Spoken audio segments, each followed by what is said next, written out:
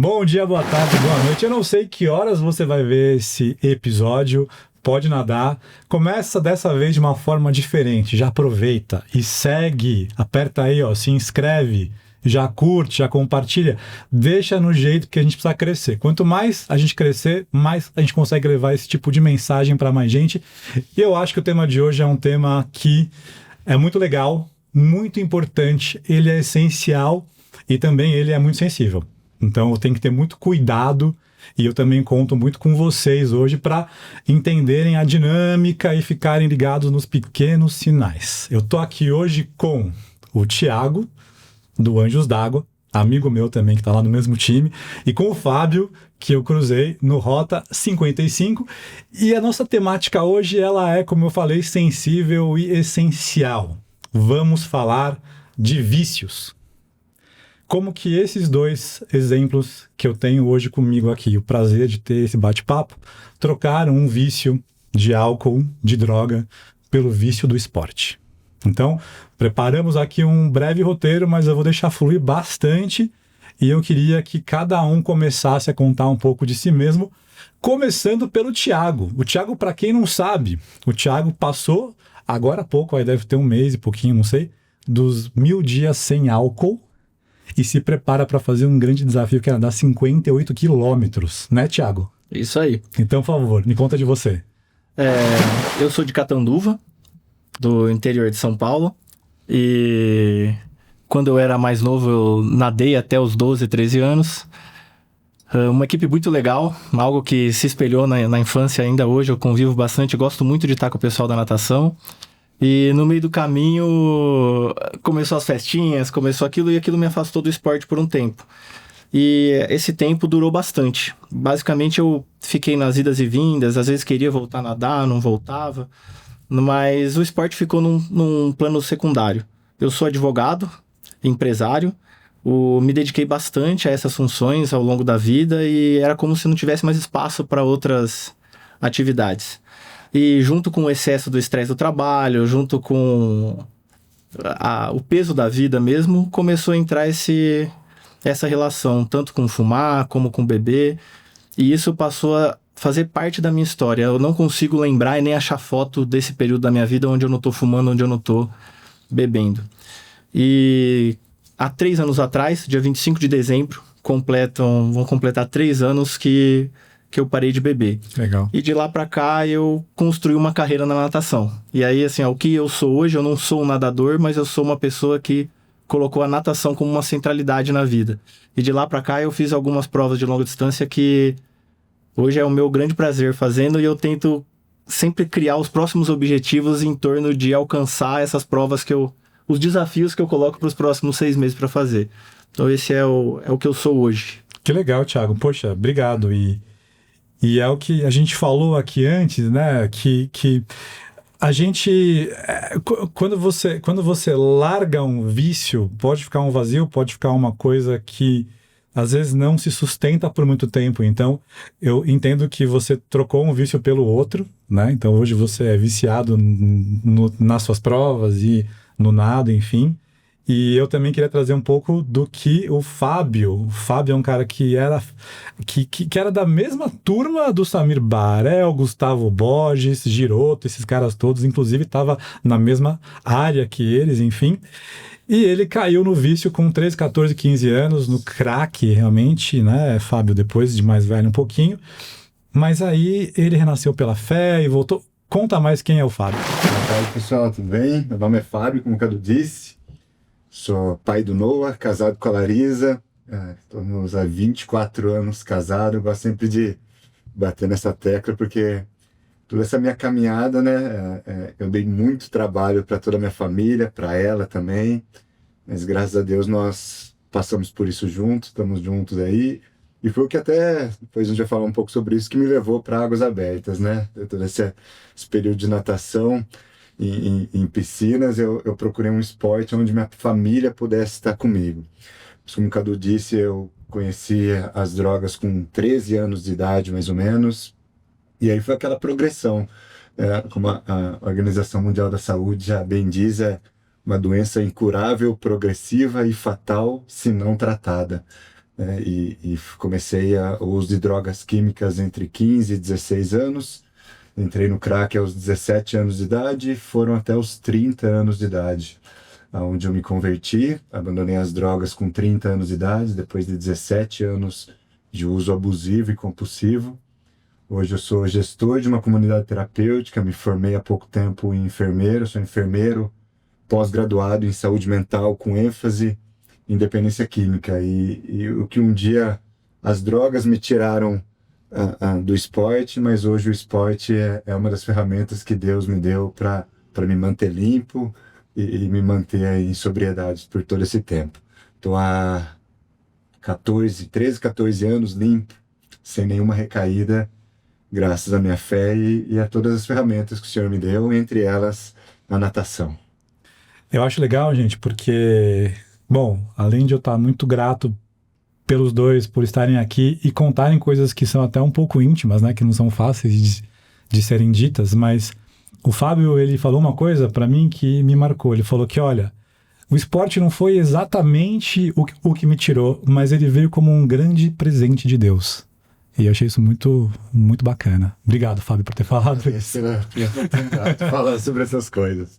E aí eu volto então agora, começando pela história do próprio Thiago. Thiago, a gente entende, pelo que você também trouxe aqui antes um pouquinho, que você consegue dividir esse tema em 3 blocos, né?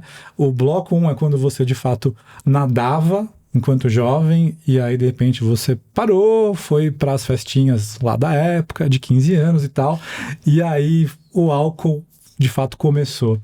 E eu entendo que nessa época o Thiago deixa de ser dentro daquele grupinho, aquele Thiago que nada, que todo mundo sabe que nada, que já faz prova, pro Thiago que vai pra festinha, pro Thiago que também curte um pouco a mais. Conta um pouco como foi isso.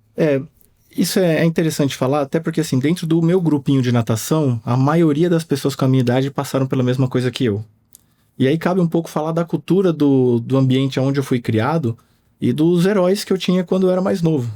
Então é muito estranho, mas o que eu queria fazer era ter idade para beber, ficar bêbado, correr de carro, arrumar briga. Era como se aquilo fosse um valor a ser cultivado. E o que eu buscava era beber e fazer essas coisas. Era o ser legal, né? Era cool, uma coisa meio descolada. Assim, ó, é engraçado porque isso ficou um pouco mais distante do mundo que a gente construiu, né? Onde a gente está inserido hoje. Mas eu passo o dia, você abre a internet, você olha o Instagram e as pessoas estão comemorando com brinde. Elas não estão comemorando com um abraço, elas não estão comemorando com uma conversa, elas não estão comemorando com uma história dividida, uma mesa, com uma conversa. Eles estão dividindo a bebida, como se aquilo tivesse um valor maior do que o próprio encontro em si. Então eu encontro um monte de gente, eu vou tirar uma foto e eu vou colocar nos copos, eu não vou colocar você que está aqui comigo, não vou colocar o Cadu que está aqui conversando comigo. E isso é um pouco, é o que eu vejo que o valor vai se adaptando ao momento que a gente está. Então assim, hoje ninguém mais vai falar de correr de carro, são valores que se transformaram até em limites do Estado. Então não existia limitação de se beber e dirigir. Então quando a pessoa... É recente, né? É algo muito novo. E eu vejo essas adaptações onde as pessoas ainda estão curtindo esse valor da bebida. E eu acho que uma coisa muito importante aqui é que lá no começo muitas pessoas saíram dessa vida do esporte e foram para a bebida, mas nem todas tinham a ausência de controle que eu tinha. Então para mim é um marco que hoje eu tenho muito claro. Então assim, ó, eu nunca consegui não começar. Então se eu fosse numa festa, eu não conseguia admitir. Se tivesse quente, eu não conseguia admitir. Eu não sou muito do futebol, mas vou usar um exemplo meio comum. Pô, meu time vai jogar, eu quero tomar uma.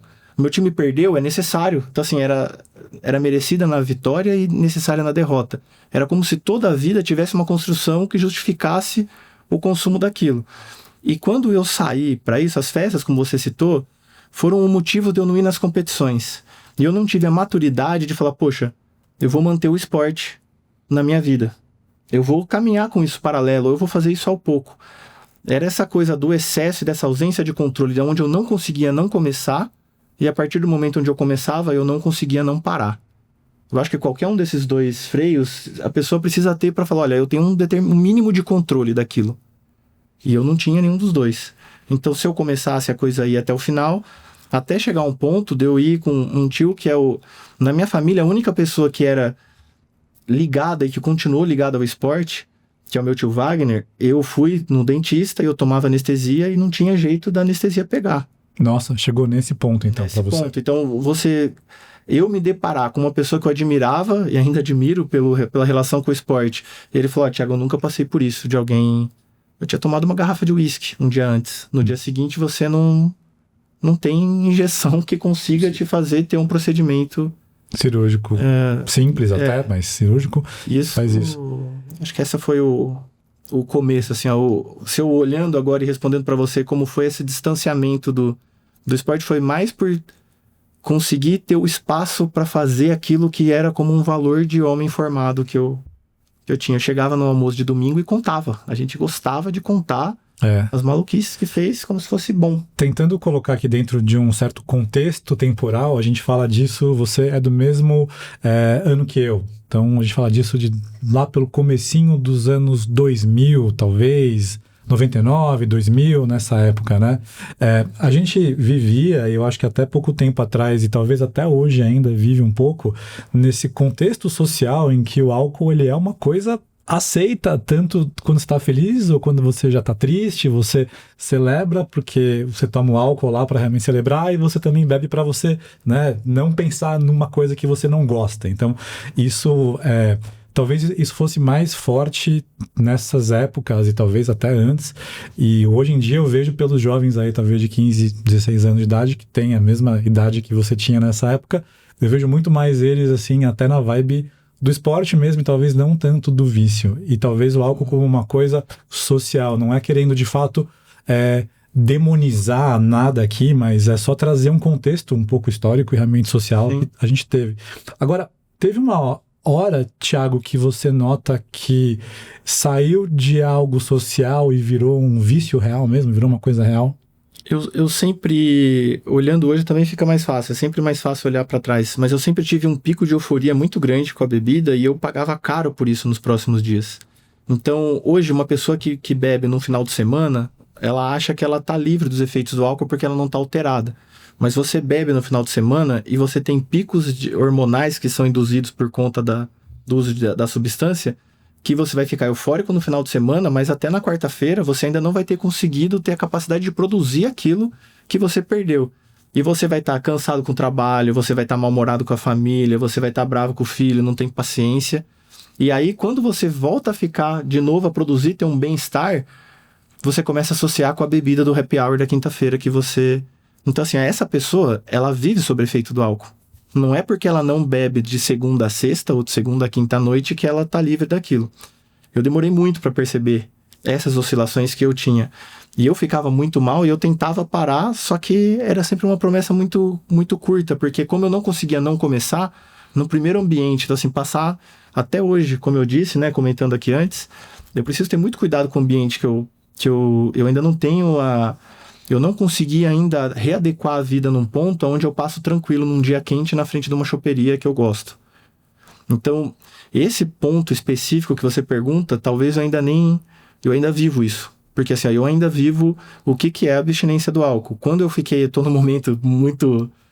É muito cansativo fazer o ciclo de treino e você fica muito cansado, parece que o seu cérebro o teu inconsciente quer te dar uma alternativa. Mais fácil e mais rápido de prazer. E eu voltei a sonhar com isso. Fazia uns 3, 4 meses que eu não sonhava que eu tava fumando e bebendo. E agora eu voltei, parece que ele quer te dar um caminho. Olha, não sei esporte. Você sabe, vou te cortar, mas essa parte do sonho...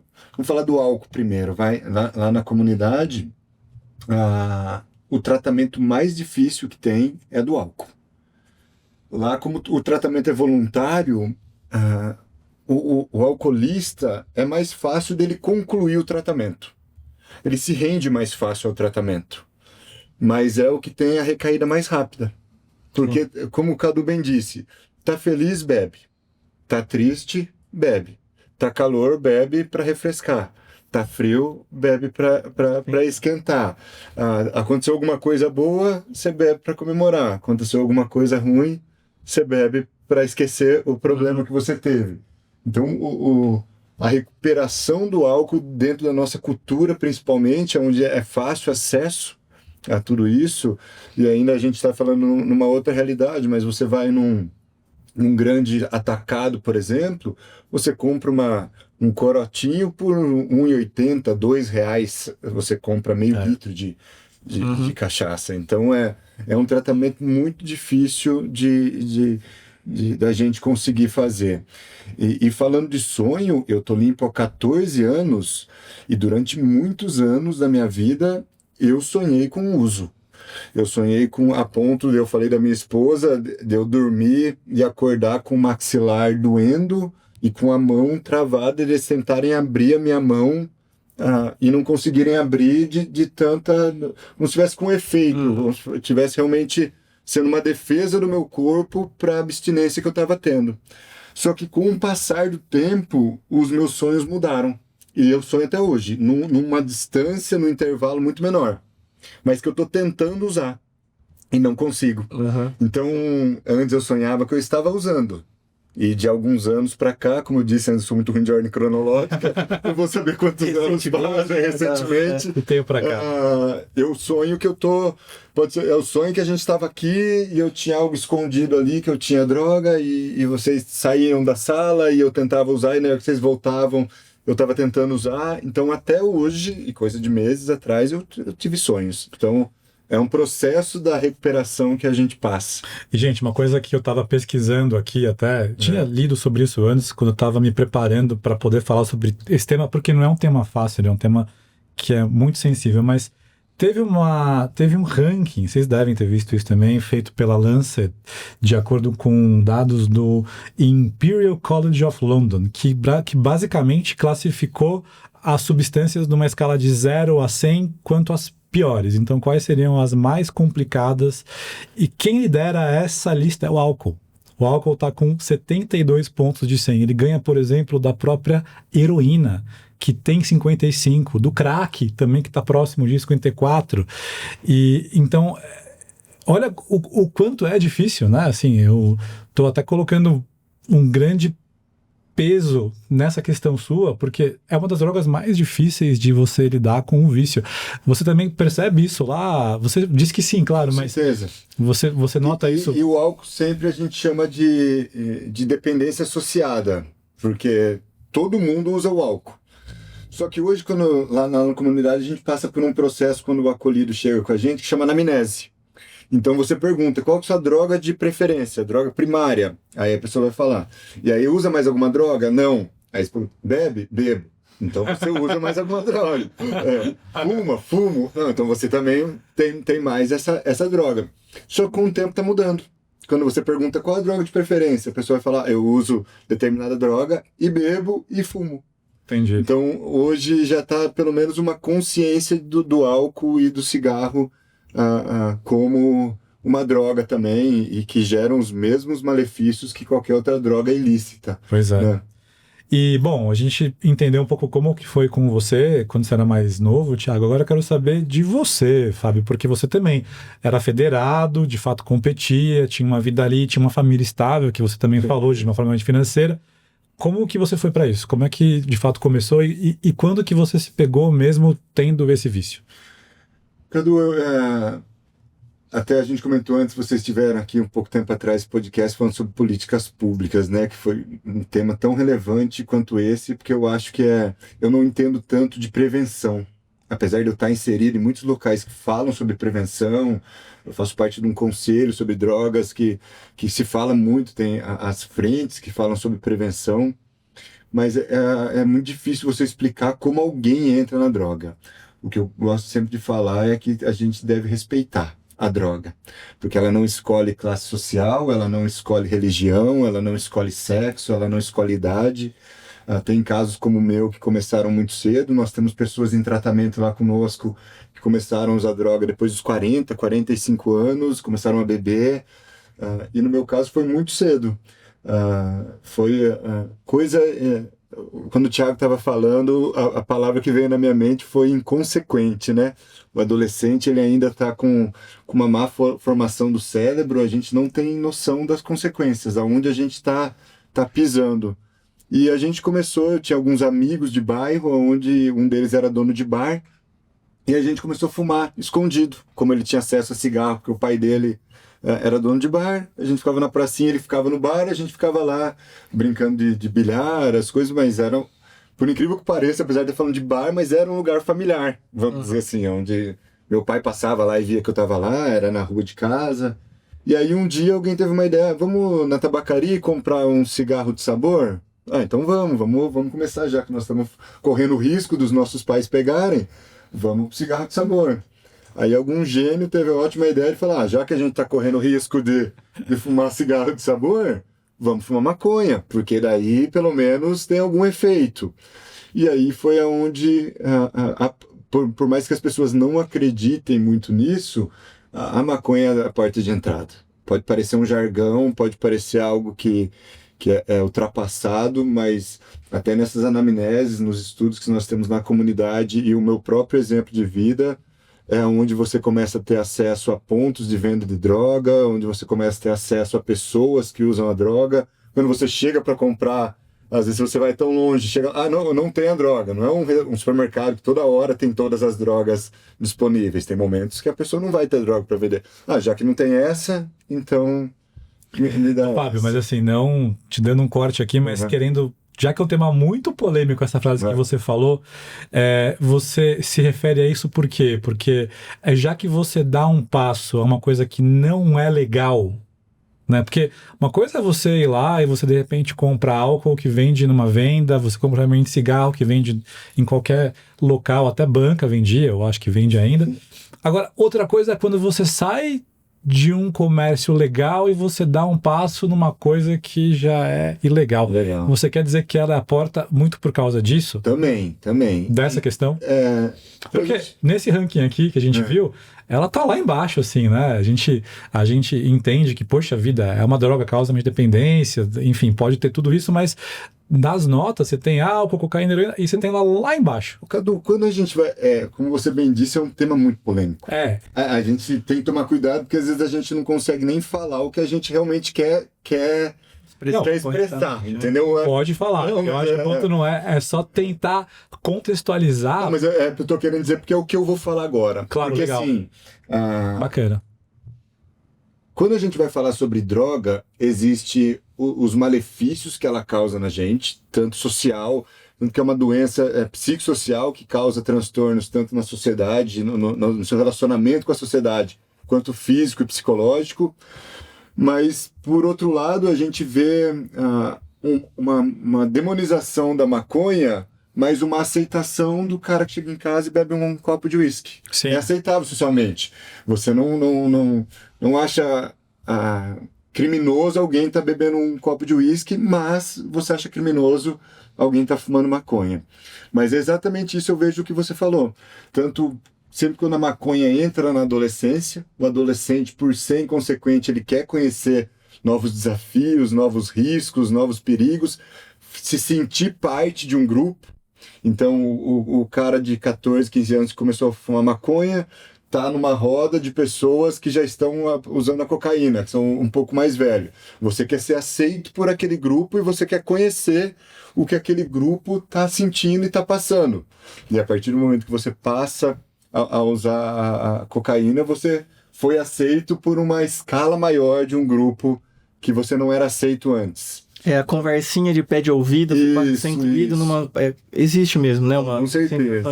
E assim, não querendo realmente comparar, mas já comparando, gente, é exatamente assim que você nada uma ultramaratona aquática. Te apresenta uma prova de 1 quilômetro, depois uma de 5... Depois uma de 10, aí você quer estar num grupo dos caras que nadam bastante, e quando você vai ver... Mas não a gente vai chegar nessa parte... Vai chegar na parte do vício. É exatamente isso. Você definiu exatamente o que acontece no cérebro do nadador. É analogia aqui que eu tô trazendo. Não é nem analogia, realmente a mesma... Histórico, né? Tem muita gente fazendo isso. Mas sem querer ficar... Porque assim, de algum modo, pra nós é óbvio fazer isso. A gente tá passando por uma série de dificuldades, a gente enfrentou isso e a gente... Não que a gente demoniza, mas a gente consegue ver o efeito ruim daquilo. E eu acho que um ponto principal da maconha não é nem... eu não quero entrar na questão da legalidade, mas vou usar um exemplo pessoal, porque o único que eu posso falar com propriedade é o que eu tenho. Quando eu percebi, Cadu, o efeito, a capacidade que aquilo tinha pra eu lidar com o ócio. era como se eu tivesse, com a maconha, eu conseguia aceitar o fim da minha vida sem problema nenhum. Se eu não fizesse mais nada, eu já tinha alcançado algumas coisas no trabalho, eu já tinha uma reserva financeira, eu já tinha feito 2 ou 3 objetivos que eu tinha pensado que eu queria muito fazer na vida, e de repente com a maconha eu conseguia ficar de boa. Então assim, fumando o tabaco e fumando a maconha, eu conseguia não fazer mais nada até a morte chegar. E quando eu comecei a me dar conta disso, que eu fiquei um pouco assustado, e eu comecei a fazer o esporte, eu comecei a fazer o treino, e eu não conseguia acompanhar, até assim, eu tô entrando um pouquinho, como você colocou no início, Sim. mas é que eu vejo assim, olha que eu vi uma pessoa que eu admiro muito, que nada, que fuma cigarro, que é mais velho do que eu, e eu vi que ele nadava. Então assim, eu ainda fumava, eu ainda bebia todo dia, eu fazia esporte em jejum para quando eu fosse beber o efeito ser mais forte. E quando eu cheguei no momento de olhar o Luizão, que é um cara que fuma cigarro, é mais velho que eu, e eu não consegui fazer o treino que ele fazia. Eu falei, eu tô antecipando meu fim aqui muito antes da hora. E sem sair da maconha, eu não conseguia fazer o treino. Assim, porque eu ia 2 dias, mas depois eu já não queria mais, porque era muito mais fácil eu bolar, ficar lá, tranquilo. Não era uma vida ruim, mas era uma vida inerte. E eu falei, eu quero conquistar mais coisas, eu quero ir mais. Eu quero, nem sei o que, mas eu quero mais. E aí que entra essa transição que aconteceu, porque o esporte, ele conseguia compensar não só o bem-estar, não só a alegria, mas era como se fosse um reset que eu dava. Então assim, eu ia pra piscina de um jeito, eu saía de outro. Ainda ia pro bar, mas eu falava, caramba, eu tô me sentindo melhor, eu tô vendo que existe algo que eu não preciso comprar e que consegue gerar um estado de bem-estar que é, não vou dizer nem melhor, não quero comparar, mas ele é muito forte. Eu falo, isso aqui é muito bom. Então assim, existia uma lógica de sentir um prazer ali, tanto que eu comecei a fazer até me machucar no começo. E assim, você trouxe uma coisa que é exatamente o que a gente estava até falando aqui um pouquinho antes, com base na neurociência, de fato, e a liberação de dopamina acontece nesses 2 casos, ou quando você come um doce muito gostoso, ou quando você, não só colocando só as drogas assim, mas assim, tem várias vezes e em várias atividades diferentes que o seu cérebro consegue fazer, e o esporte é uma dessas. Então a gente falou um pouquinho sobre como fazer essa troca de um vício para o outro, né? Então, e aí eu acho que o esporte entra como uma ferramenta. Uma das ferramentas que você colocou, de muitas que quem conhece bastante disso aqui, mas você vê esse tipo de coisa, Fábio, essas trocas sendo feitas? A pessoa sai de uma coisa porque ela trocou por outra. Com certeza. A gente costuma dizer que a doença é a compulsão. O ser humano, ele precisa, essa liberação de dopamina, ela acontece a todo momento no nosso cérebro. Ela é uma coisa constante. Nesse momento está sendo gerada dopamina.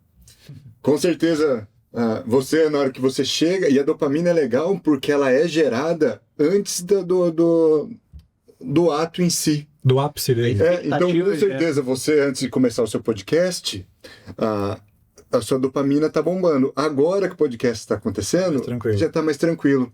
Quando você comparou das competições, um dos momentos que se a gente for fazer exames, eu garanto que é o que acontece, é quando nós terminamos uma prova, ou um desafio, seja qual for o nome contemplativo, e você entra na internet, você vê um post de uma nova prova e você faz a inscrição.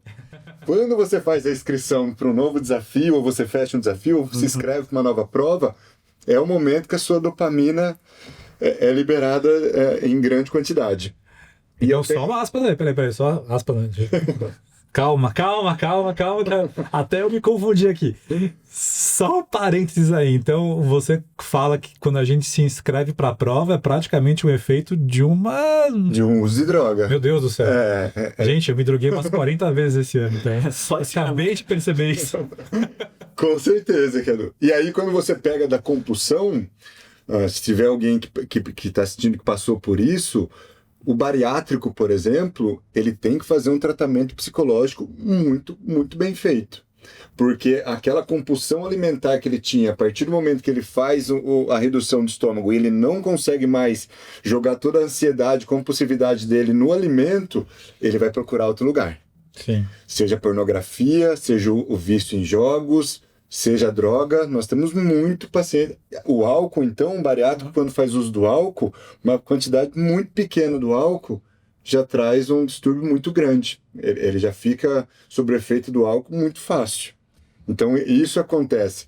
E tem um estudo muito legal que foi feito com macacos, que fala sobre essa liberação de dopamina nos macacos. E se percebeu que o macaco alfa, os macacos, eles têm uma hierarquia muito bem feita. Então, até o número 30 dos macacos.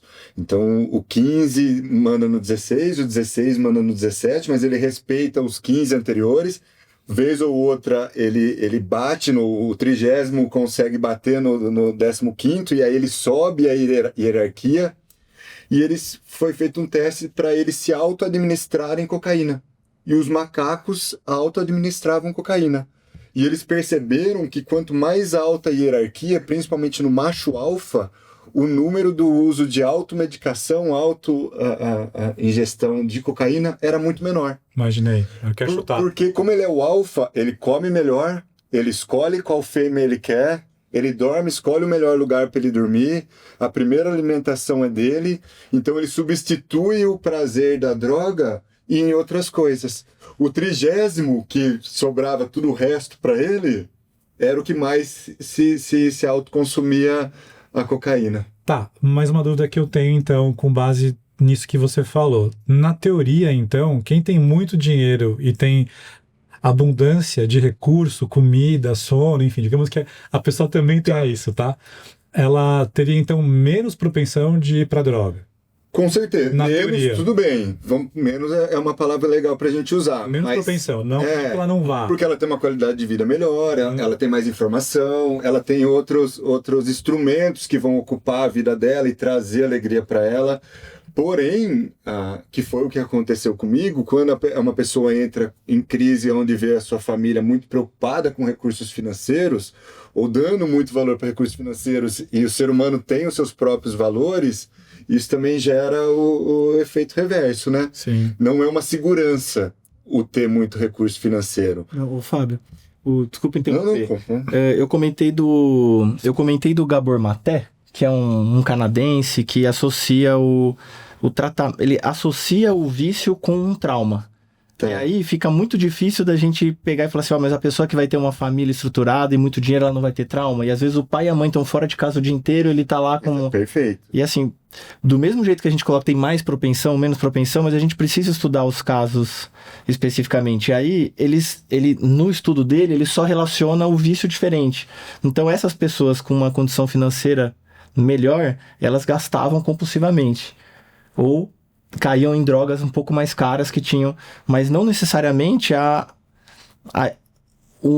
condição social não vai eximir a pessoa de conviver com aquilo. Então, o trauma, qual é a origem do trauma que vai levar à compulsão que você cita, né? E aí que eu acho que a gente precisa investigar na hora de... E eu acho, Cadu, que é mais fácil a gente estudar refletir sobre ele, pensar sobre o vício do ponto de vista desse trauma e dessa compulsão. E tentar entender a raiz da coisa, e não você ficar vendo as consequências, porque senão o cara que tá com abstinência, ele daqui a pouco ele vai acabar voltando. Mas peraí, ponto. Eu tava aqui tentando buscar um ponto que eu entendo que vocês dois tinham, que talvez ambos tinham realmente condições financeiras na época boas. Famílias estruturadas, são boas. Tinha o esporte como apoio. Tinha o esporte como apoio, né? Esporte alto rendimento. Alto rendimento, vocês estavam também realmente competindo, enfim. E tudo isso não foi algo suficiente, né? Nessa época, trazendo também muito por uma questão social, de você querer ser parte de um certo grupo, de você estar também querendo ser parte de um grupo que também ia pra festa, enfim. Então, eu acho que assim, gente, de novo, esse é um tema muito complexo, e eu tô muito feliz de ter duas pessoas aqui que nadam, viveram isso, e uma pessoa que é especialista também nisso, que pode realmente somar Mas olha como tem tanta variável, né? Mas É difícil a gente colocar só, o trauma, não vai ter só, uma vida ruim. Problemas complexos não têm resposta simples. Sim. Se você dá uma resposta simples para um problema complexo, é o primeiro passo para você errar. E eu entendo que, por exemplo, a gente pegando um pouco aqui, né, saindo um pouco de vocês e tentando lidar com o problema em si, é uma questão de saúde pública mental muito maior do que realmente qualquer coisa, porque talvez o que levou vocês a fazerem isso nas épocas não tinha nada a ver com a parte física, não tinha nada a ver com ter dinheiro ou não realmente profissional, era talvez alguma coisa que podia estar faltando, ou talvez alguma coisa que vocês queriam externamente, que as pessoas vissem, os grupos que vocês estavam realmente frequentando, e o quanto talvez isso tivesse sido minimizado se fosse visto essas questões antes. Não por vocês. Talvez pelos pais, para quem estivesse próximo, professores. Então, eu acho que é tudo muito difícil, né? De a gente... Não, total. E assim, hoje fica mais fácil de vocês verem isso também, porque vocês conseguem ligar os pontinhos, né? Olha, tal coisa, tal coisa. Se tivesse mudado tal coisa. Você acha, Fábio, se você tivesse continuado nadando, você acha que você teria um caminho diferente? Ótimo. Com certeza. De percepção, com porque certeza. talvez o caminho tenha sido esse 880, que é normal do adolescente, né? Falar, olha, não dá pra fazer esse caminho, é esse ou aquele, ou eu vou estudar ou eu vou nadar, não tem como. Hoje eu vejo que dava, teria sido muito positivo se eu tivesse nadado 1 hora por dia, não precisava ser 2, não precisava ser desesperador o treino, você chegar a acabar. Na nossa época ainda não existia o conhecimento de hoje. Eu com 9, 10 anos andava 7 mil metros por dia, e fora a parte física, é uma loucura. E acabava gerando esse estresse que fazia com que a gente fosse fazer outra coisa. Então às vezes eu vejo a pessoa nova fazendo, teve um campeonato infantil em Catanduva e tudo que eu falei, se eu pudesse falar alguma coisa para esse pessoal aqui, não para. Você não precisa ser campeão do mundo, você não precisa fazer nada demais. Você só tem que... Porque eu acho que a natação ajuda a gente a se perceber de um jeito. Então hoje, se eu durmo mal, e olha como a coisa vai para algo muito simples. Se eu dormir mal, meu desempenho no treino piora. Se eu não comer direito, tem algumas comidas que eu não considero mais comida. Eu falo assim, isso aqui tem que ser o lanchinho depois de comer. Porque se eu comer isso aqui, eu não consigo treinar. Então, a questão de autopercepção, outra, a frustração. A gente lida com frustração atrás de frustração. Não tem jeito, porque se você está treinando, se você está se desafiando, se você está trabalhando a sério, você está indo no teu limite. E essa frustração, você conhece muito melhor quando você está fazendo esse acompanhamento físico. Então, você fala, eu errei aqui porque eu forcei demais. Tô ficando doente porque eu tô abusando eu tô passando do meu limite. Então, não é uma construção de nadar melhor. É uma construção de se conhecer melhor. De você olhar e falar, poxa, eu consigo me avaliar, me entender, ver minhas falhas de um jeito que, se eu tivesse continuado nadando, eu acho que isso teria sido um ataque. Olha aí, hoje nós três somos bem mais velhos que quando a gente tinha 15 anos de idade, que a gente parou, enfim. E aí você chega para um jovem hoje e fala, não para. Se eu pudesse dar um conselho para os jovens hoje, você falou isso, um só, gente, não para. E aí, fazendo um vínculo com o episódio antes desse, então vocês, por favor, assistem, que falam sobre políticas públicas, a gente não vê incentivo público, ou realmente privado até, para que esse jovem não pare. Posso fazer um Por favor, deve. Porque é algo que a gente não tem como escapar. Claro. Eu não tô gostando do jeito como as pessoas estão olhando o esporte de endurance hoje. A ponto de olhar e as pessoas querem o rótulo de ter feito um Ironman. Elas querem o rótulo de ser um ultramaratonista. E eu acho que essa é a parte mais simples.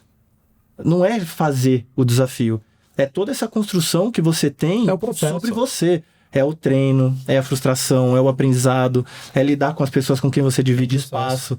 Isso, porque quem não nada acha que vê a natação como não sendo um esporte coletivo. Assim, você melhora nadando junto com alguém. Você entende se a pessoa tá bem ou não, nadando do lado e vendo como ela tá desempenhando. Você fala, cara, ele nada melhor que eu. Eu não preciso conversar com ele para saber a relação que ele tá tendo com a água no dia que a gente tá lá nadando junto. Sim. E eu gostaria que as pessoas olhassem e admirassem nesse sentido. Olha, não é fazer o Ironman, é o que você vai fazer até completar o Ironman. Eu acho que esse é o mais forte. Esse ele é um ponto também que a gente abre mais um espaço aqui para isso. Mas se eu pudesse tentar resgatar um pouquinho essa parte de, poxa vida, por que um jovem de 13, 14, 15 anos precisa continuar nadando se tem coisas muito mais legais? Ou se o mercado de trabalho, estudo, traz ele para uma rotina que impede ele de realmente fazer isso? Porque assim, 16 anos, já começa. E aí? Você vai querer prestar o quê? Você vai querer ser o quê? E aí você começa a ter uma pressão social, de fato familiar, isso pensando no grupo pequeno de pessoas do nosso país, que é muito vasto, as pessoas não vão nem conseguir, infelizmente, chegar nesse ponto, mas ele não vai ter nenhum benefício de continuar. Né? Então, mas a gente tem que entender a audiência. Você vai falar com um jovem desse, tem que falar assim, cara, você vai estar sadio, você vai estar forte, teu corpo vai estar bacana, Mas você não vai o que estar... esse jovem quer, no fundo, assim, pensando? Não sei. Jovem! Eu tô pensando, alguém avisa o que faria vocês continuarem nadando. Grande parte de quem vê isso são os pais dos jovens. Mostre para os seus filhos, para as pessoas que vocês conhecem que estão vivendo nessa fase hoje. Mas não existe nenhum benefício tangível para ele poder continuar. Lá fora, se você continua a nadar com 15, 16, 17, você pode pleitear, ou o esporte que for, você pode pleitear uma bolsa de graça, gente. Você tem educação, formação.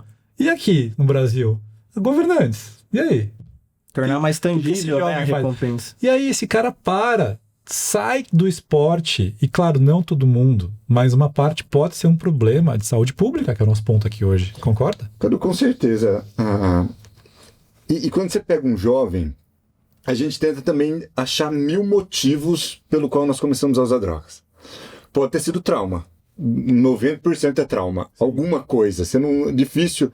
Por isso que o trabalho no tratamento, ele foca tanto a psicanálise, psicólogos, o autoconhecimento. Mas muita gente usou droga porque é legal. É. Só por isso. Moda.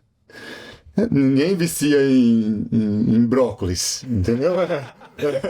É tão legal, brócolis. Realmente, é algo que, sem trabalho nenhum, sem aquele sentimento que nós falamos, que nós sentimos quando... Eu gosto de correr também, tá, gente? Então, quando a gente termina de correr, quando a gente termina de nadar, quando a gente conclui um desafio, uma maratona aquática, qualquer que seja, com a droga é tão rápido e tão fácil.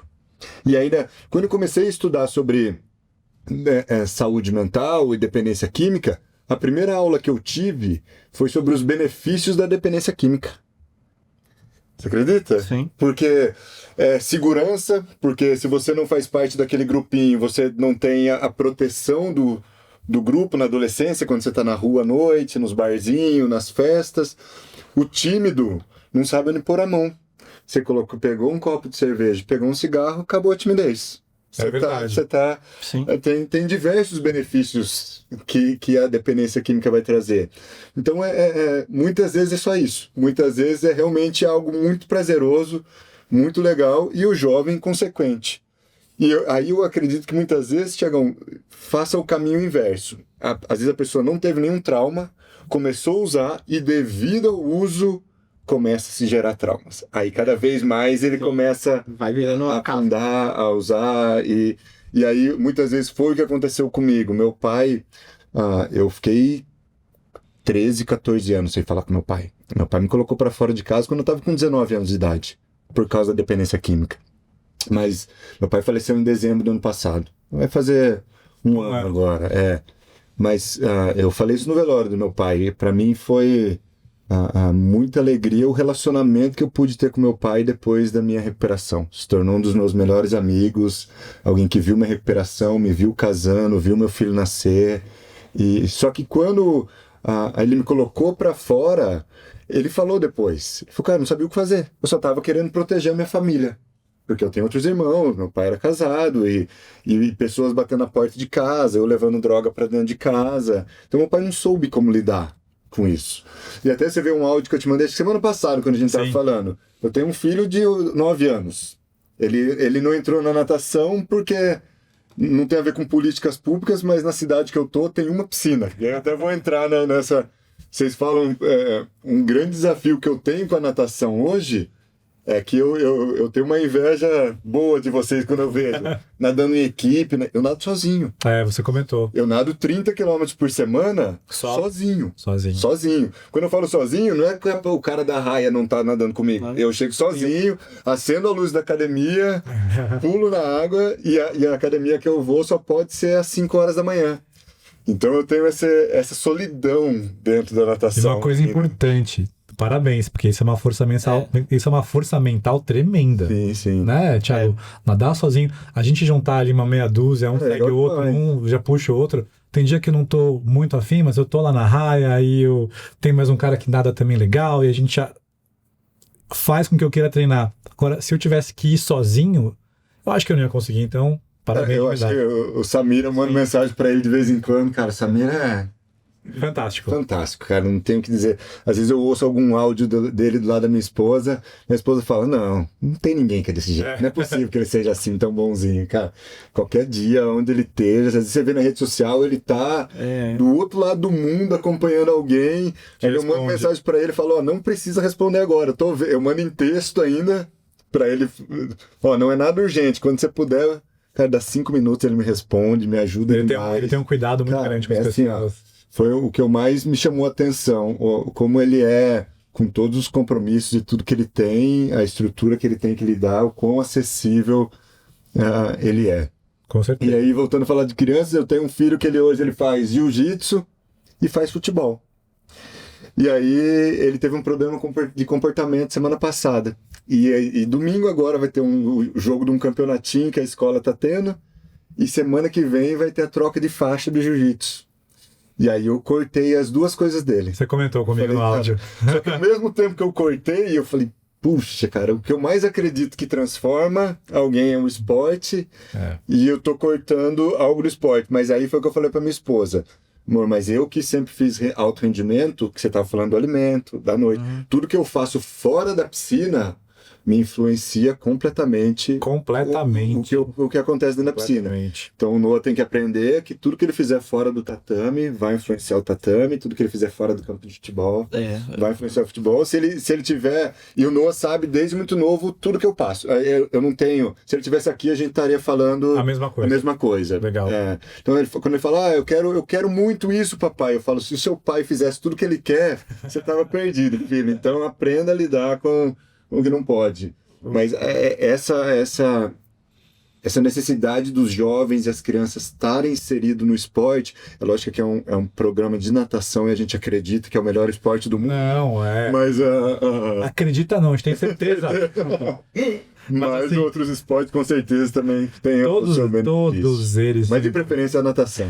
Todos eles são válidos, todos eles eu acho que desempenham um papel fundamental, especialmente na formação de jovens, né? Então, tanto faz qual o seu filho pratique, qual você pratique, enfim, é importante. Agora, eu queria muito voltar assim um pouco. A gente falou de várias coisas aqui, mas eu queria que vocês me falassem, eu não sei quem pode falar primeiro, o estalo. De quando vocês não estavam bem, quando foi um dos piores momentos. A gente falou aqui que vocês poderiam pensar em vários disso antes, mas um ou dois, assim, que vocês podem falar, claro, e até também de um terceiro, como você também trata mais gente disso. Mas qual foi o ponto que você falou, cara, preciso mudar? E aí o esporte ajudou ou realmente Deus te ajudou? Como é que você... Quando foi e como foi isso? E quem começa? Começar? Eu quero. Quase que eu pedi. Porque eu pensei em 1000 coisas, mas na verdade só agora que me veio o que me fez, porque é difícil a gente repensar. O que me fez parar? Eu tenho uma lógica de que o exemplo não é a melhor forma de educar, é a única. É a única. Então se ele é a única forma de educar, meu filho tem 21 anos. Caramba. E eu não queria que meu filho caminhasse na mesma vida que eu tô caminhando e que eu caminhei, principalmente. Naquela hora eu falei assim, o único jeito de eu modificar isso vai ser eu mudando. E foi muito esforço para conseguir parar. Nessa vez, assim, já com a motivação certa, eu fui tentando, parava, não conseguia, parava a maconha, ia pro tabaco. Aí, no Natal de 2022, eu saí de casa, andando pela rua com uma desesperança do mundo e acabei no bar. Quem imaginava que no dia 25 de dezembro ia ter uma choperia aberta, então tudo fechado e tinha uma choperia aberta. E eu comecei a tomar ali, e naquela hora eu falei, eu nunca mais vou tomar. Eu nunca mais vou beber. Aí eu falei, se eu falar que nunca mais vou tomar, eu vou ficar sentindo falta disso. Daí eu olhei, peguei a cerveja que eu tinha gostado, tinha tomado todas as cervejas que tinham à disposição. Eles iam inaugurar o bar. E a hora que eu tomei aquela cerveja, eu falei assim, eu vou envelhecer bem. Depois eu volto a tomar. Depois eu volto. Foi a ficção que eu contei pra mim. Então eu não falo pra ninguém, para de beber. Falei, eu gosto de beber, então eu não vou querer te convencer a parar de beber. Pra mim, foi uma mudança. Foi bom. E é o que eu quero que meu filho, em algum momento, perceba que a vida pode ser melhor, pode ser mais envolvente, pode acontecer muito mais coisas.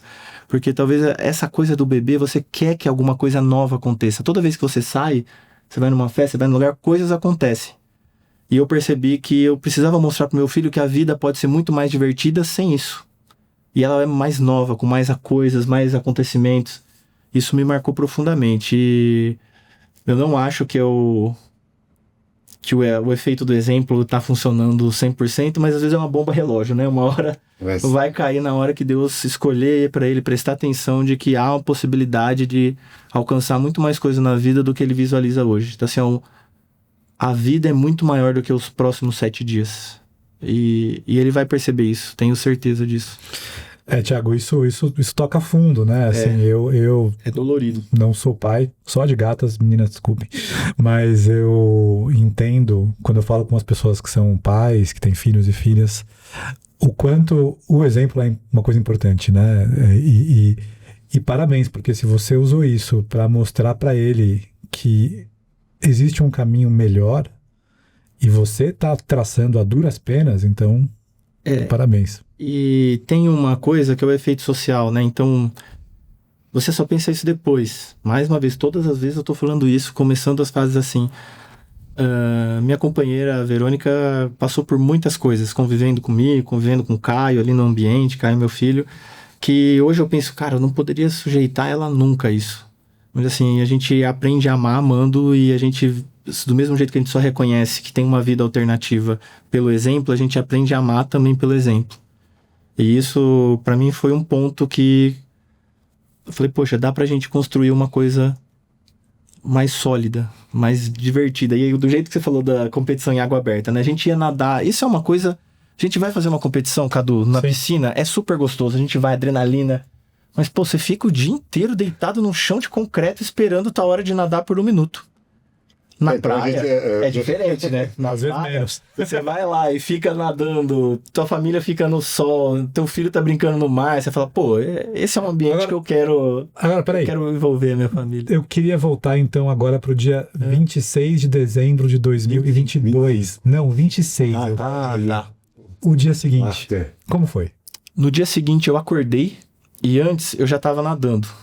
Aí eu decidi que eu tava postergando cada vez mais. Então assim, eu parei de tomar destilado 5 anos antes de parar de tomar cerveja e vinho. E eu parei de fumar em outubro de 22. Então você vê que é uma força que vai sendo construída. E eu gosto muito de tomar de manhã, porque eu tenho dificuldade para dormir. Então eu acordava, trabalhava das 4, 8, 9 horas. E 9 horas eu ia pra academia. Aí eu nadava e foi isso que eu fiz no dia seguinte. Então eu acordei, trabalhei, fui nadar. Aí você fala, nossa, trabalhando do dia, eu realmente não tenho férias assim muito bem estabelecidas. Aí fui pra academia. E da academia, depois de estar lá Quando eu iria pro bar, eu saí e fui pra esteira. E fiquei 2 horas na esteira. Quando eu voltei pra casa, eu já voltei feliz, assim, ó, satisfeito que eu ia comer, que eu ia fazer minha vida, porque eu também comia na cervejaria. Entendi. Então, assim, eu saía, nadava, fazia sauna, caminhava aí nesse dia. Então, assim, eu fui postergando cada vez mais a bebida. Então, a bebida passou a vir cada vez mais tarde no dia. E aí, desse dia pra frente, que aí não... E aí eu não falava mais disso. Eu tirei esse assunto. Como assim, olha, eu não vou mais beber, não vou parar. Eu sei que tem pessoas que passam isso com doce. E aí você consegue entender a dimensão da fissura do álcool quando você passa isso por doce. Você acaba de comer um doce, às vezes não há possibilidade de pensar outra coisa se você não comer de novo. Parece que seu cérebro fica lá. E o doce? O que você vai fazer pra se convencer do doce? O que você vai fazer? Prazer, Cadu. É difícil. É muito difícil. Chocolate, tamo junto. E a cerveja sem álcool ajudou bastante. Tá. Então, assim, tem gente que não recomenda fazer isso, mas eu continuo tomando cerveja. Só que eu tomo cerveja sem álcool. E se funciona pra você assim, que bom, né? Porque você tirou o álcool. Dane-se, não tem álcool mais ali. E aí, esse é o ponto. E aí vem um ponto muito legal, porque quando você bebe, você não tem a melhora do dia do esporte. Então, assim, um dos efeitos do álcool, aí talvez seja uma das poucas coisas de álcool que você não vai saber, eu vou conseguir te falar. Que é o efeito no músculo, cara. Você perde o teu treino se você... Então, assim, eu nadei por 1 ano e eu não tive melhora nenhuma. Eu parei de beber e eu comecei a evoluir muito. A evoluir, cara, e fazer umas coisas que eu nunca mais. Eu achava que eu ia morrer, eu achava que eu já tava pra lá. Meu fígado naquelas imagens parecia uma árvore de Natal, de tanta gordura que tinha. Falava, poxa, eu tô melhorando. E aí, toda vez que eu marco esse desafio para 6 meses, eu falo, olha, eu não posso beber, eu não posso fazer nada, porque eu tenho que conseguir completar isso.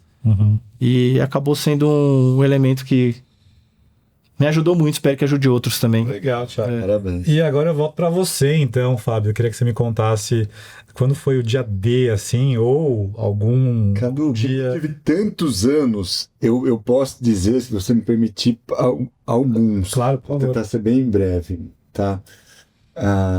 O dia que meu pai me colocou para fora de casa, foi um dia bem... Foi um misto, porque eu tava com 19 anos, então eu queria liberdade para usar. E eu já tinha uma empresa, eu tive sempre desde muito novo, montei empresa, tinha uma empresa de comunicação visual. Só que eu lembro da cena do meu pai me colocando para fora, ele não estava feliz com aquilo. Então foi uma coisa que depois de muito tempo veio a dor, porque ali no momento, inconsequente, foi uma coisa que marcou muito. Eu não falo muito da minha mãe é viva, graças a Deus, porque ela foi sempre muito mãezona, então eu não tive episódios com ela. Então ela morava fora ainda, então sempre me protegendo, sempre me encobrindo, sempre resolvendo os meus problemas. Então ela não, posso dizer que ela não sofreu e nem ficou muito por dentro de todo esse período. Todo mundo sabia que tinha alguma coisa errada, mas Sua mãe morava em outra cidade. morava em outra cidade, E teve um dia que ficou bem marcado para mim. Foi quando a minha esposa, na época nós namorávamos, ela decidiu, a gente sempre tinha o plano de casar, de estar junto, fomos comprar um apartamento, aí a gente marcou de comprar esse apartamento, e eu estava no uso, no horário de ir pro apartamento, e aí eu morava sozinho, então eu fazia de conta que não estava lá. Na época era mensagens de MSN, né, que você mandava. Eu tive que sair por causa de um trabalho, deixei a minha parte do dinheiro no correio, e passa por aqui pegar. E depois eu ficar sabendo todos os casais naquelas maquetes para escolher o apartamento, e eu não pude participar disso com ela, sabe? Ela indo sozinha fazer isso. Foram 2 momentos durante a dependência química, sem contar todas as humilhações que você passa, né? Para usar minha droga de preferência, por exemplo, você precisa usar cinza de cigarro. Então eu não tinha dinheiro nem para comprar cigarro. Então eu ia em bares que estavam fechando e pegava os cinzeiros desses bares para fazer isso. Hoje eu tô, Cadu, com 83 quilos. Na época da minha dependência ativa, eu cheguei a pesar 53 quilos. Isso é um cara alto, você tem quanto de altura? 1,86. Tem o meu tamanho. Hoje eu nunca vi ninguém chegando na comunidade com o peso que eu tava. Se passam 8 anos tratando dependência química, nunca vi ninguém com o peso que eu fiquei. Mas o dia D, para mim, o que mais ficou marcado em todo esse período foi o dia que eu fiquei limpo. Sabe, foi um dia que eu estava num evento religioso, num culto, e no meio daquele culto eu já faziam 3 meses que eu frequentava essa determinada igreja, e eu, sem saber, nunca tive relacionamento com Bíblia, minha família nunca foi uma família religiosa, nunca ninguém me convidou para ir na igreja. Um dia eu tava lá, falei, cara, vou para a igreja. Era uma igreja que chama ainda, né? Chamada Bola de Neve. Você sentiu esse chamado, essa vontade? Como eu disse, eu também fiquei viciado usando muito computador, pornografia e tudo mais, e nisso eu vi uma propaganda. E eu falei, cara, eu vou lá. Assim, do nada. Do nada. Tipo, não tinha nenhum amigo lá, não conhecia ninguém me convidou, ninguém na minha família era cristão, 0. E depois foram 3 meses frequentando a igreja e ainda no uso. E aí eu passei a minha parte, sempre fui muito de ler, sempre gostei muito de ler, isso tive com meu pai, e gostei muito de ler Bíblia. E eu tive um dia que foi naquele dia que eu senti um toque de Jesus na minha vida, onde eu parei de usar droga. Então eu consigo lembrar o exato momento Lembra o que você leu? Tipo assim, tem uma parte... Não, porque não foi no momento de leitura. Não tinha um texto, mas eu comparo, quem lê um pouco de Bíblia e conhece, a Bíblia conta a história de uma mulher que tinha fluxo de sangue. Sim. Que fala que ela estava no meio da multidão, e os discípulos falando para ela se afastar, e a Bíblia diz que ela tocou a roupa de Jesus. E Jesus para e diz que de mim saiu o poder. Eu comparo a minha saída das drogas, a minha conversão com esse momento. Foi como se eu estivesse sentindo algo no meu corpo. E algo ficou muito marcado em mim, que foi o dia seguinte, que você perguntou. Queria saber. Pra ele. Você lembra que dia foi esse? Eu não tenho a data. De calendário? Tá bom, você já falou que você não conhece data. Você tá desculpado. Do Thiago eu vou deixar guardado aqui. Eu deixei isso avisado antes, eu sou muito ruim de data. Mas foi no ano, nós estamos foi no ano de 2012. Ano de 2012. Fevereiro, março de 2012. E no dia seguinte eu tava de carona com os amigos, tava eu, na época, a Larisa, que na época era minha namorada ainda, nós não estávamos nem noivos, e com um casal de amigos. E quando eu retornei, pesadelos terríveis aquela noite, suor, passando muito mal, e no dia seguinte eu acordei. E a minha maior dificuldade foi assim, o que faz alguém que não usa droga? Como que alguém que não usa droga ocupa o seu dia? Hoje que eu tenho conhecimento técnico do negócio, eu consigo entender que era uma depressão pós-uso, algo muito...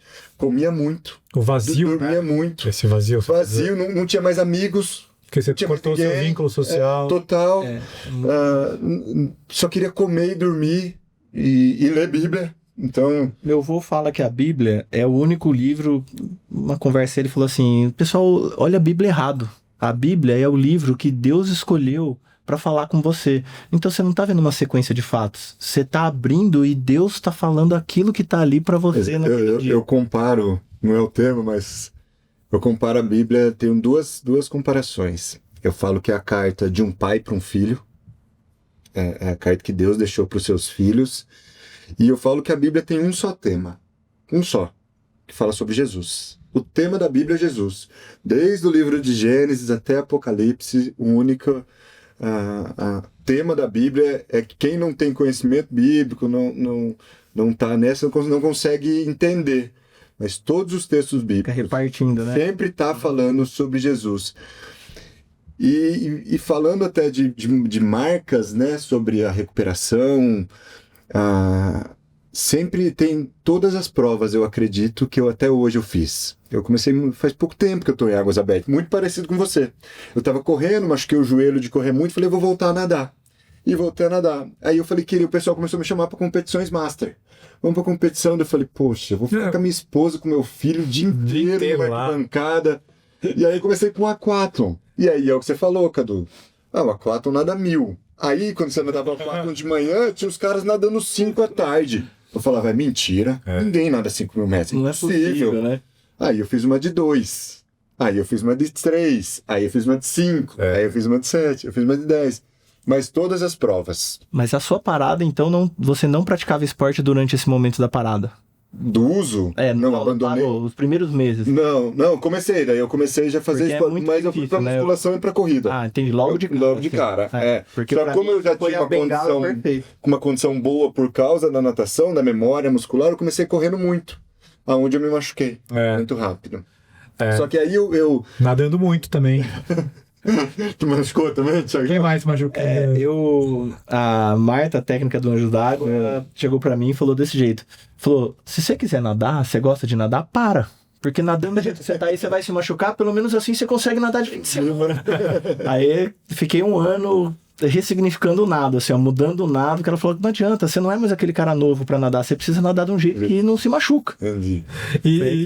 E assim, eu entendi que vocês tiveram esses gatilhos, você teve algumas vezes e você acabou usando, quer dizer, tendo a sua fé, que de fato ali se mostrou presente, até fisicamente, pelo que eu percebi. Sim. Mas a dúvida que eu tenho e hoje, assim, né? Você tá, então, há quase 3 anos, daqui a pouco vão ser 3 anos, e você há 14 anos 12 já. O que mantém vocês, assim, houve essa troca, então, de um vício pelo outro? Com certeza. E quais são os seus novos vícios? Hoje águas abertas. Ah, que bom. É um vício incrível. Porque assim, ó, primeiro, voltando para aquela questão de autoconhecimento, quando você vai para água aberta para fazer um desafio, uma coisa longa, você não está competindo com ninguém, a não ser com você mesmo. Com você mesmo. O que te tira de uma prova começa a ventar, se assusta, a onda, se engole água, acha que... É a mente. Então, assim, ó, é um desafio onde você precisa se aperfeiçoar, ficar mais bem treinado, não é só fisicamente. E não tem a base de comparação, porque assim, ó, eu gosto muito da adrenalina da competição, só que é ela que machuca. Eu não quero me machucar, eu quero morrer nadando. Para eu morrer nadando, eu não posso passar do limite. Se às vezes no treino eu faço, imagina numa competição. Então, eu coloquei uma lógica de a cada 6 meses eu faço uma prova. E eu não penso no que eu vou fazer depois. Eu fico imaginando, mas eu não penso no que eu vou fazer depois. E um ciclo de preparação, então assim, ó, por 2 meses você fica mais tranquilo. Depois começa a aumentar o nível, vem um volume muito grande. Os últimos 3 meses são muito pesados. Então, a gente precisa de uma folga para não ficar com aquela cobrança da infância. Exagerado. Mas cansa também. Existe, é um vício que cobra seu... Todo mundo que nada... Hoje até, parabéns pro Gustavo, que fez lá o Leme ao Pontal. Ah, sim. Terminou hoje. Terminei de ver, ele terminou? Terminou. O Gustavo e o Samir estavam lá também com eles. E você vê alguém realizando... Você fica feliz pelo outro. Você fala, caramba, meu, esse cara conseguiu. E depois que eu fiz o Leme ao Pontal, meu pai virou pra mim e falou assim, cara, mas isso aí não dá pra fazer, não tem jeito. Logo em seguida, a próxima pessoa que completou o Leme ao Pontal, eu acho que tinha 72 anos. E aí o Wesley, a gente fez o Leme ao Pontal no mesmo dia. Ele mandou uma mensagem pro meu pai. Falou, e aí, qual que é a sua desculpa agora pra não fazer? A gente tem que... Eu acho que a gente tem que se aperfeiçoar. E nas águas abertas é um vício que faz com que é como se fosse um videogame muito complexo que você vai desenvolvendo ao longo do tempo. Será que essa linguagem, uma pessoa de 14 anos vai cativar? Videogame, talvez não saiba, mas sabe quem tem o app? Você aperta lá o joguinho, é isso aí. Videogame, não sei. Eu acho que é um vício... Os efeitos sociais, às vezes, impõem algumas restrições. Pô, eu acordo 3 horas pra ir nadar da manhã. A mulher acorda junto. É complicado, sabe? Meu filho, às vezes, ele sai, eu falo, pô, mas não chega 2 da manhã, 1 hora que eu vou acordar às 3, não me quebra a noite no meio. Então precisa de um apoio familiar também. Tem alguns... Existe um efeito social do nosso vício. Existe. Mas é que ele é ótimo, né? Se eu pudesse, eu queria que todo mundo tivesse indo lá e... Eu falo, todo esse ambiente de prova, diverso, para não falar todas, para não me enganar, quase todas as provas, tem 3 momentos que eu choro nas provas. Mas em cima disso que eu falei, quando eu chego, eu gosto de chegar muito cedo. Uhum. Quando os caras estão montando as barracas ainda, sabe? Sim. Eu posso chegar aí, mas entra sempre assim, Deus, obrigado pelo privilégio e oportunidade de eu estar podendo participar disso aqui. Eu faço a mesma coisa. Porque assim, é a criação de Deus como se fosse um playground para os filhos. Toma, Deus, toma, filhos, eu criei tudo isso daqui para vocês se divertirem. Quando dá a largada, que daí eu também estou agradecendo nisso, aí sempre quando eu chego, meu filho, cara, ele sempre tá na beira ali esperando. Eu tomo cada susto na hora que você sai da água, né? Tipo, você tá na beira. Ele vem pulando a minha perna, assim. E eu sempre gosto de ficar lá quando o último nadador chega. Esse é meu novo vício. Quando o último nadador chega, eu acho incrível. Cara, às vezes você já tá... Eu já comi, já brinquei com meu filho. Exatamente. Aí alguém fala assim, nossa, cara, porque foi o que me fez mal, até a gente falou de prova, consegui pegar muitos pódios quando eu comecei a nadar, só quando eu fui para as provas mais longas, que aí você encontra uns caras um pouco mais fortes que não... Treinado. Que você não pega e vai mais pra categoria. Mas eu falo, cara, às vezes eu faço uma prova em 4 horas. Cara, o cara tá chegando em 8 horas. Exato. E ele tá chegando mais feliz do que eu estava no pódio recebendo a medalha. É isso. Então esse cara merece todo mundo aplaudindo o cara chegar. Cara, isso me emociona assim num nível... eu tenho vontade de nas próximas eu falo, eu vou ficar lá atrás, aí pra acompanhar esse cara nadando. Recentemente, me contaram que a associação que faz o Canal da Mancha premia 2 atletas só. O mais rápido E o mais lento. e o mais resiliente. Temos uma nova meta. Alô, Igor de Souza, 2028, mais resiliência aqui. 24 horas nadando. Não, mas ó, Pancadaria. uma coisa que eu tenho Bom, eu gosto, vocês já me conhecem um pouquinho, aí perceberam que eu gosto muito de focar nas pessoas, entender histórias e de vez em quando até gravo alguma coisa lá em prova.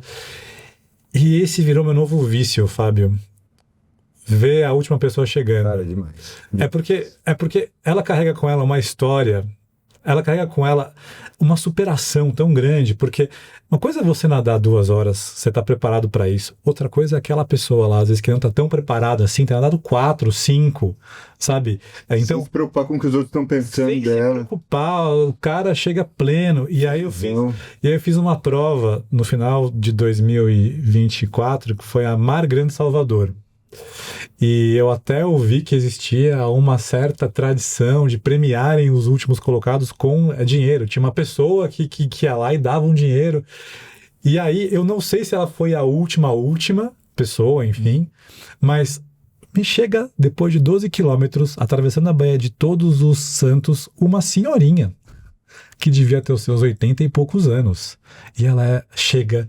E todo mundo vai e levanta... Bahia, né? Todo mundo vai e levanta ela. E Olodum tocando do lado. Gente do céu. Legal demais. Virou minha nova meta de vida, sabe? Chegar por último igual ela. É o que o Thiago falou. Só quero chegar. E manter durante muitos anos isso. Como que chama o senhor que estava com a gente Com a gente?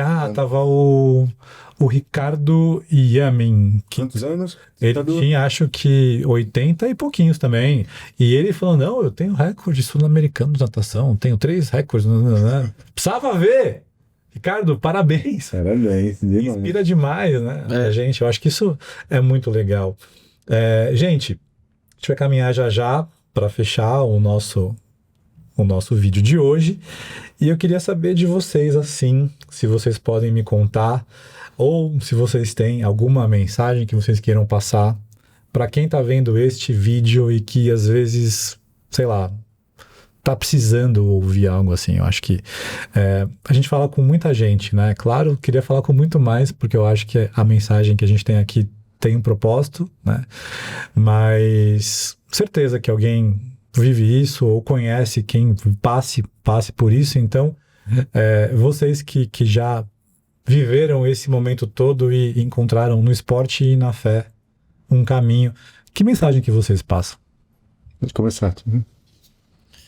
Eu diria pro meu filho, sabe, continua se procurando, que uma hora você vai estar nadando junto comigo.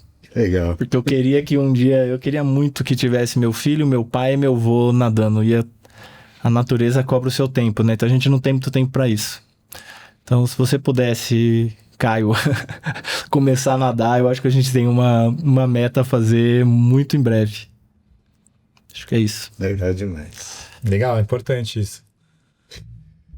Cara, eu tenho mais uma mensagem, lógico, de fé, como eu falo. Até lá no barco eu estava conversando com o Ricardo, né? Eu falo que eu não consigo falar sobre recuperação, sobre natação, sem agradecer a Jesus, né, cara, pela restauração, não só minha, mas toda a minha família.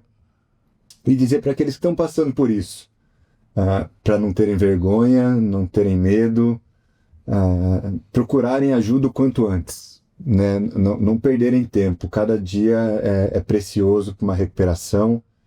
E como a gente falou antes, falei pro Cadu, não precisa ter, a gente pode falar sobre qualquer assunto, não tem nenhum assunto da minha vida que eu tenha medo ou vergonha de falar, porque ele serve como testemunho para quem está passando por isso e tem medo disso, de que tem jeito, só não tem jeito para a morte, né? Até para a morte, para aqueles que creem, tem jeito para a morte, né? É um jargão que a gente fala. Mas procurem ajuda, busquem recuperação, que há uma vida nova longe das drogas, longe dos vícios. Como a gente falou, vale a pena trocar de vício. É muito mais legal. E eu não lembro se a gente estava gravando quando a gente falou isso ou não, mas eu acho importante dividir isso. Eu não me recordo, porque a gente tem, viu, Cadu, a gente tem uma resistência a pedir ajuda, cara. E se eu tivesse feito isso, a minha resistência, talvez eu não ter aceito o chamado de Deus, vamos dizer assim, para falar assim, presta atenção, procura ajuda sozinho, teria sido muito mais fácil e muito mais rápido. Eu acho que você tocou no ponto principal aí da... E a gente não tem medo de procurar ajuda quando a gente tá com gripe, a gente não tem medo de pedir ajuda quando a gente está com dor nas costas, ou até nossos papos sempre é, né? Um indicando remédio para o outro, para dor nas costas, dor no joelho, dor de cabeça. Mas a gente tem medo de pedir ajuda quando a gente está com vício, quando a gente está com alguém na família com vício. E como foi bem falado aqui, a dependência química não escolhe classe social, não escolhe religião, não escolhe sexo, não escolhe idade. Infelizmente é um problema que é crônico, que está aí na sociedade, mas tem recuperação, tem jeito. Eu posso fechar com um texto? Com certeza. Eu tava, antes de vir para cá, eu encontrei um texto, acho que eu não falei com vocês, e eu não sei de quem é, porque eu tava pesquisando, então se você souber de quem é, marque ele aqui para agradecer, porque eu acho que é um texto muito, muito legal e tem a ver com travessia, né? E aí eu peguei esse texto, adaptei também aqui, usando a IA, graças a Deus tem a IA para ajudar a gente também a dar um certo talento, mas eu vou falar aqui o texto, eu vou ler, aliás, melhor. Seguinte... A vida é cheia de travessias que ninguém vê. Travessias de quem tenta sair de um hábito que machuca. Travessias de quem tenta manter a sanidade no mundo que puxa para baixo. Travessia de quem tenta ficar sóbrio. O Thiago nadou 58 quilômetros antes mesmo de colocar o pé na areia. Porque a maior distância que ele percorreu foi de dentro para fora. O Fábio nadou contra uma correnteza que quase o tirou daqui. E hoje puxa outras pessoas para a superfície. As histórias deles provam uma coisa: ninguém está longe demais para ser resgatado. Ninguém está estragado demais para recomeçar. Ninguém está atrasado demais para começar uma nova travessia. E às vezes, tudo que a gente precisa é dar a primeira abraçada. Mesmo que ela seja torta, mesmo que seja devagar, mesmo que você não creia ainda. Porque a água não julga, a água recebe. E todo mundo tem o direito de voltar para ela. Então, queria muito agradecer a vocês dois aqui por terem dividido e por, com certeza, estarem nesse momento a inspirar mais pessoas que às vezes estão ouvindo isso no escuro, às vezes no carro, às vezes em algum lugar, ou vão receber de um parente ou outro, e às vezes nem vão ouvir, só vão ouvir daqui a um tempo. Então, obrigado de novo. Foi um conteúdo muito difícil, assim, de ser trazido. Tentamos que fosse leve, acho que deu certo. Espero que sim. E conto com vocês, então, nas nossas travessias por aí. Gente, obrigado. Pode nadar, não deixa de seguir, de curtir, de comentar. Envia para quem você acha que pode curtir isso também. Valeu!